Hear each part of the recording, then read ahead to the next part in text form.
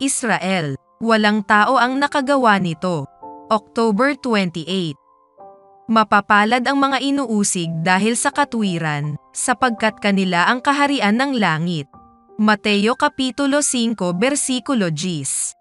Si Wissam ay miyembro ng isang pamilya ng makapangyarihang Antikristo sa Nazareth, Israel. Nang maging Kristiyano ang kanyang kapatid na babae habang nag-aaral sa Europa, ipinadala ng pamilya si Wissam upang patayin ang babae. Mahal ni Wissam ang kanyang kapatid na babae at umaasa siyang makumbinsi ito na talikuran ang kanyang bagong relihiyon. Nagkita ang magkapatid, sinabi ni Wissam, "Pinapunta ako dito ng ating pamilya para patayin ka." Iminungkahi ng babae na manatili na lang si Wissam sa Europa at mag-aral sa isang Adventist school sa Austria. Nagustuhan ni Wissam ang ideya at umaasa siya na mahihikayat niya ang mga Kristiyano sa kanyang relihiyon. Ngunit kabaligtaran ang nangyari.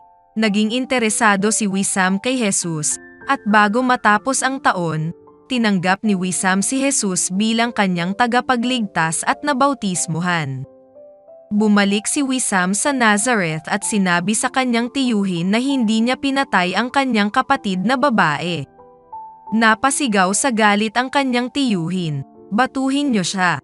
Kaya binato ng mga lalaki si Wissam hanggang sa mawalan ito ng malay.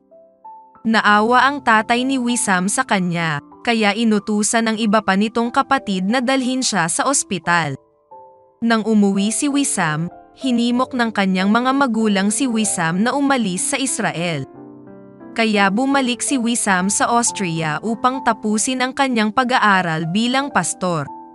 Nagpastor muna si Wissam sa ilang simbahan sa Europa bago siya tinawag ng Panginoon na magpastor sa kanyang bayan, ang Nazareth. Nang malaman ng mga pinsan ni Wissam na siya ay nakabalik na ulit sa Nazareth, nagtipon-tipon sila at sinalakay si Wissam. Hinarap ni Wissam ang kanyang mga pinsan ngunit hindi siya lumaban. Habang nakatalikod si Wissam, biglang sumugod ang isa sa kanyang pinsan at sinaksak siya sa likod. Kaya lang, ang matalim na kutsilyo ay bumaluktot ng 90 degree na anggulo. Nagulat ang pinsan niya na may hawak ng nakabaluktot na kutsilyo kaya bigla niya itong binitawan. Itinaas ng kapatid ni Wissam ang walang kwentang kutsilyo at sinabing, "Ngayon subukan ninyong patayin ang tao ng Diyos." Sumigaw ang isa sa mga pinsan ni Wissam, "Mamamatay ako kapag hindi kita papatayin." Pagkalipas ng ilang buwan, namatay ang dalawang magpinsan na nagbanta kay Wissam nang mabangga sila ng isang truck. Ang kalunos-lunos na aksidenteng ito ay gumawa ng malaking epekto sa lokal na komunidad. Marami ang nagtanong tungkol sa pananampalataya ni Wissam.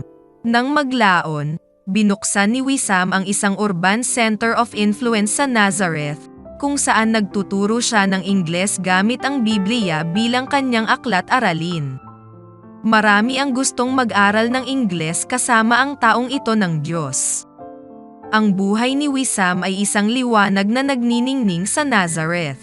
Ang kanyang gawain ay naging posible dahil ang mga mananampalataya sa buong mundo ay nagbabalik ng kanilang mga ikapo sa Diyos at tapat na nagbibigay ng kanilang mga regular na handog upang ang mga lalaki at babae ay makapagsanay na maglingkod sa Diyos sa mga lugar na mahihirap abutin sa buong mundo.